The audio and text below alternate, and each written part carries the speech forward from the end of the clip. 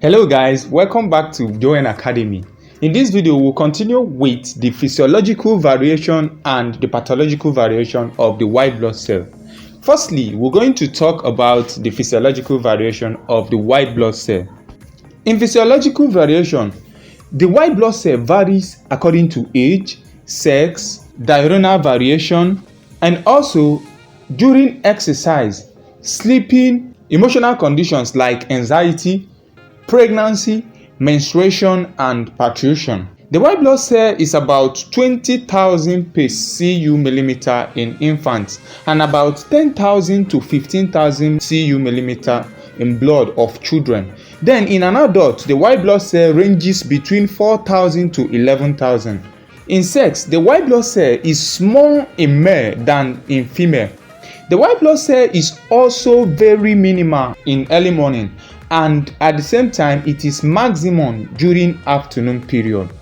The white blood cell increases slightly during exercise and it decreases while sleeping. Under emotional conditions like anxiety, the white blood cell increases. Then in pregnancy, the white blood cell also increases. Then during menstruation, the white blood cell increases as well. During parturition, the white blood cell also increases. Now, let's look at the pathological variation of the white blood cell. It is important we know that all types of white blood cells do not equally increase or decrease in the same way.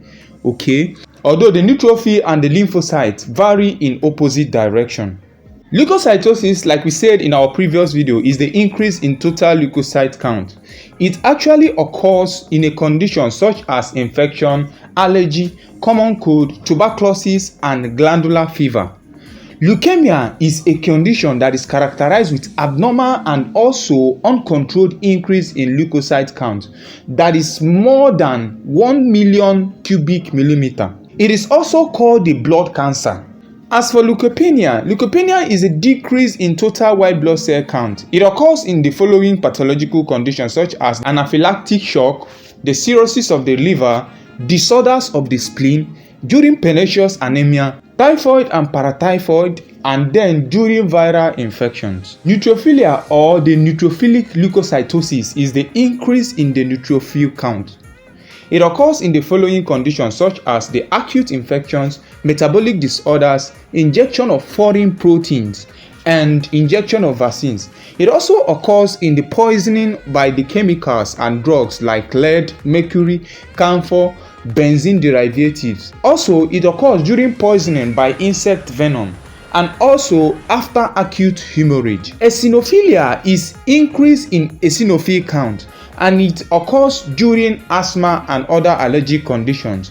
It also occurs during blood parasitism such as malaria and filariasis. It also occurs in the intestinal parasitism and scarlet fever. For basophilia, basophilia is just the increase in the basophil count and it occurs in smallpox, chickenpox, and the polycythemia vera.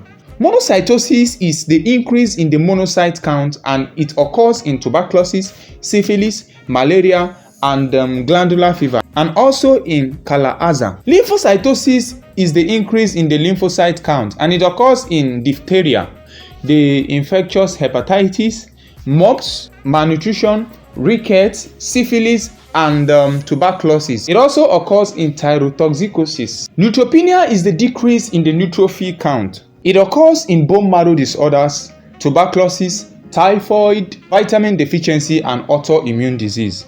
Then as for eosinopenia, eosinopenia is just the decrease in eosinophil count and it occurs in conditions like Cushing's syndrome, bacterial infections, stress, and prolonged administration of drugs such as steroids, adenocorticotropic hormone, and epinephrine. Basopenia or basophilic leukopenia is the decrease in the basophil count. It occurs in stress, in prolonged exposure of chemotherapy or radiation therapy, and also in skin disorder known as the urticaria.